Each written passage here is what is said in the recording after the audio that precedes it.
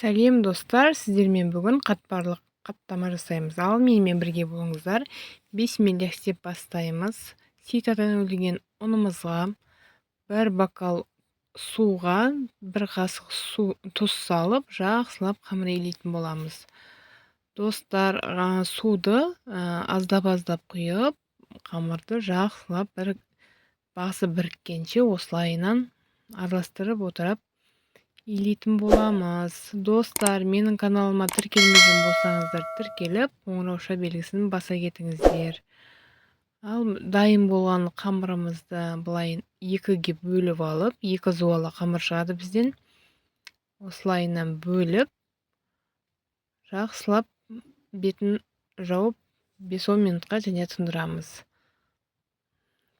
Тұнған қамырымызды ұн себе отыра осылайынан жұқа қылып қамыр жайып алатын боламыз. Тұнған қамырымыз өте жақсы жайылатын болады, бір текіс болып жайылатын болады. Осылайынан ұн себе отырып жайып алатын боламыз.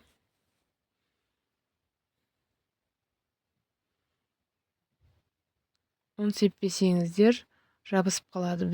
Бізде қатты қамыр емес, орташа жұмсақ қамыр шықты бізде. Сол үшін ұнымызды сеуіп отырып жаятын боламыз.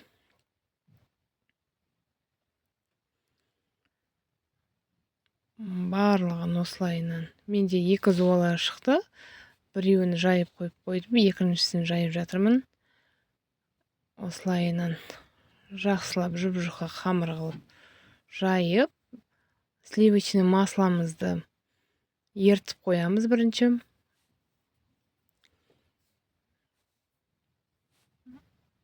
Еріген сливочный масламызды жайылған қамырдың үстіне әдемілеп жағып алатын боламыз қазір.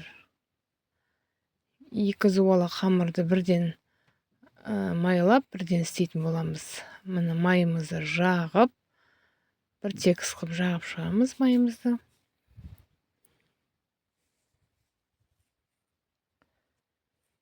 Сіздер басқа май қолдансаңыздар да болады. Мен 82% май қолдандым. Осылайынан екінші қамырымызды алып келіп, беттестіретін боламыз. Бір-бірінің үстінен осылайынан тастап аламыз да, бұған да сливочный масламызды, майымызды жағатын боламыз. Менде қамырым өте жұқа болған. Өте жұқа болса, қатты қатпарлы болып, әдемі қатпарлы нан пайда болады бізде. Екіншісіне де осылайынан жағып аламыз. Барлық жеріне тию үшін қолдың көмегімен осылайынан жағып шығатын боламыз.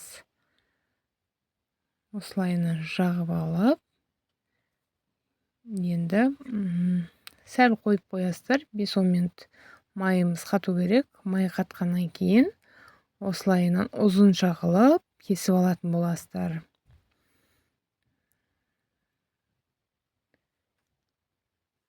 Сонымен кесілген қамырымызды орап шығатын боламыз. Сол кезде әдемі қатпарлы қаттама нандары шығатын болады бізде.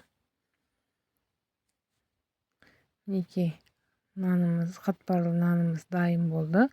Дәл осы тестамен домалақ қылып, самсаға қамыр қылсаңыздар да болады, достар. Мен дәл осы тәсілмен самсаға да осылай қатпарлы қамыр жасаймын. Ал осылайынан жайып алып 5-10 минутқа қойып қойсаңыздар, одан да әдемі болып піседі. Мен бірден пісіріп кеттім. Осылайынан әдемі қылып жайып аламыз.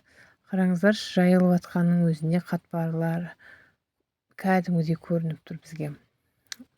Қызып тұрған табамыздың үстіне қойып, нанымызды қойып, араластырып отырып пісіретін боламыз. екінші бетін ауыстырып осылайынан айналдырып отырып пісірсеңіздер күймей әдемі болып пісетін болады достар. Әдемі қылып қып-қызыл қатпарлы дәмді болып шығады достар. Осылайынан пісіріп, екіншісінде көрсетіп жіберейін. Екіншісінде осылайынан пісіріп алатын боламыз. Табамызға кішкене май құямыз. Сол үшін сол маймен бізде пісетін болады. Өзінің майы бар және әдемі осылай қатпарлы қаттамамыз дайын болады. Мен дәл осы сәтте газдың астына да пісіріп көрейін дедім. Сіздер әсел пешкеде пісіріп көрсеңіздер болады. Осылайынан пісіріп алып, бір бөлегін газдың астына салып пісіремін. Достар, маған тіркеліп, қазақ контентінің дамуына үлестеріңізді қоса кетіңіздер. Осылайынан екіншісінің бетіне осылай жұмыртқаны жағып, газдың астына жібереміз. 180 градуста 15-20 минутта пісіп шығады. Тез пісіп шығады бұл. Ал міне біздің қаттама нанымыз бізге ас болсын.